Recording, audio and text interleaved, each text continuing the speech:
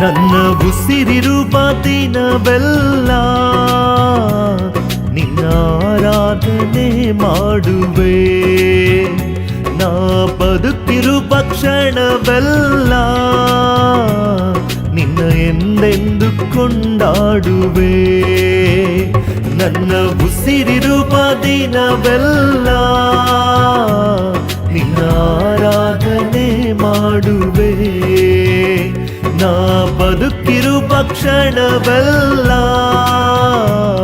ನಿನ್ನ ಎಂದೆಂದು ಕೊಂಡಾಡುವೆ.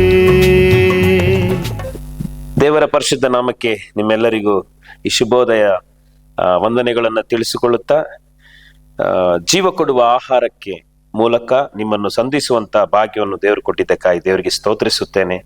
ನನ್ನೊಟ್ಟಿಗೆ ಸತ್ಯವೇದವನ್ನು ತೆಗೆದುಕೊಂಡವರಾಗಿ 14ನೇ ಅಧ್ಯಾಯ ಅಪೊಸ್ತಲರ ಕೃತ್ಯಗಳು 8ನೇ ವಚನದಿಂದ 12ನೇ ವಚನದವರೆಗೂ ನಾವೆಲ್ಲರೂ ಸೇರಿ ವಾಕ್ಯಗಳನ್ನ ನೋಡುತ್ತಾ ಓದಿಕೊಳ್ಳೋಣ. ಲುಸ್ತ್ರದೊಳಗೆ ಕಾಲುಗಳಲ್ಲಿ ಬಲವಿಲ್ಲದ ಒಬ್ಬ ಮನುಷ್ಯನು ಕೂತಿದ್ದನು. ಅವನು ಒಟ್ಟುಕುಂಟನಾಗಿದ್ದು ಎಂದಿಗೂ ನಡೆಯದೇ ಇದ್ದವನು.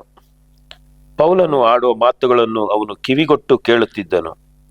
ಪೌಲನು ಅವನನ್ನು ಸ್ಥಿರವಾಗಿ ನೋಡಿ ವಾಸಿಯಾಗುವುದಕ್ಕೆ ಬೇಕಾದ ನಂಬಿಕೆಯು ಅವನಲ್ಲಿ ಉಂಟೆಂದು ತಿಳಿದು, ನಿನ್ನ ಕಾಲೂರಿ ನೆಟ್ಟಗೆ ನಿಂತುಕೋ ಎಂದು ಮಹಾಧ್ವನಿಯಿಂದ ಹೇಳಿದನು.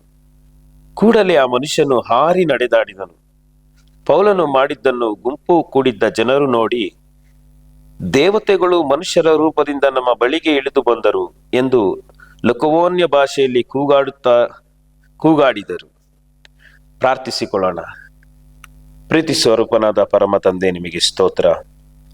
ಜೀವ ಕೊಡುವ ಆಹಾರದ ಮೂಲಕವಾಗಿ ಈ ರೀತಿಯಾಗಿ ಒಟ್ಟಾಗಿ ಸೇರಿ ಪ್ರಾರ್ಥಿಸುವಂತ ಭಾಗ್ಯವನ್ನು ಕೊಟ್ರಿ, ನಿಮಗೆ ಸ್ತೋತ್ರ. ಈ ಪ್ರಾರ್ಥನೆಯಲ್ಲಿ ಭಾಗವಹಿಸಿರುವಂತ ಎಲ್ಲಾ ದೇವ ಮಕ್ಕಳನ್ನು, ಯಾರೆಲ್ಲ ಕೇಳುತ್ತಾ ಇದ್ದಾರೆ ಈ ಪ್ರಾರ್ಥನೆಯನ್ನ, ಅವರಿಗೆ ಆ ಒಂದು ಹುಟ್ಟುಕುಂಟನಿಗೆ ನಡೆದ ಸಂಗತಿಯನ್ನ ಅಲ್ಲಿರುವಂತ ಸಭಿಕರನ್ನು ನೋಡಿ, ಅಲ್ಲೇ ಜನಗಳೆಲ್ಲ ನೋಡಿ ಯಾವ ರೀತಿಯಾಗಿ ಆಶ್ಚರ್ಯಪಟ್ಟರೋ, ಈ ಪ್ರಾರ್ಥಿಸುವಾಗಲೇ ಒಂದು ದೇವ ಮಹಿಮೆ ಪ್ರಸನ್ನತೆ ಅವರನ್ನು ಆಳ್ವಿಕೆ ಮಾಡಿಕೊಳ್ಳಲಿ. ಅವರಿಗಿರುವ ಪರಿಸ್ಥಿತಿ ಬದಲಾಗಲಿ ಕರ್ತನೆ. ವ್ಯಾಧಿಯಿಂದ ಒಂದು ವೇಳೆ ನನಗೆ ಇವತ್ತು ಬಿಡುಗಡೆ ಸಿಗುತ್ತದಾ ಎಂಬುದಾಗಿ ನೆನೆಸಿಕೊಳ್ಳುವುದಾದರೆ ಈ ಕ್ಷಣದಲ್ಲೇ ದೇವ ಮಹಿಮೆ ಅವರನ್ನು ಆವರಿಸಿಕೊಳ್ಳಲಿ ಕರ್ತನೆ. ನಿನ್ನ 39 ಬಾಸುಂಡೆಗಳಿಂದ ಅವರಿಗೆ ಸೌಖ್ಯ ಉಂಟಾಗಲಿ ಕರ್ತನೆ.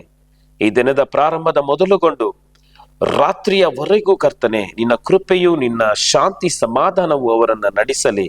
ಬರುವ ಹೋರಾಟಗಳಿಂದ ತಪ್ಪಿಸಿ ಕಾಪಾಡಿ ಅವರಿಗೆ ಜಯವನ್ನು ಕೊಟ್ಟು ಅವರ ಸಮಾಧಾನವನ್ನು ಕೊಟ್ಟು ನಡೆಸಬೇಕಾಗಿ ಯೇಸುವಿನ ನಾಮದಲ್ಲಿ ಬೇಡುತ್ತೇವೆ, ಜೀವವುಳ್ಳ ತಂದೆ, ಆಮೇನ್. ಕರ್ತನು ನಿಮ್ಮನ್ನು ಆಶೀರ್ವದಿಸಲಿ.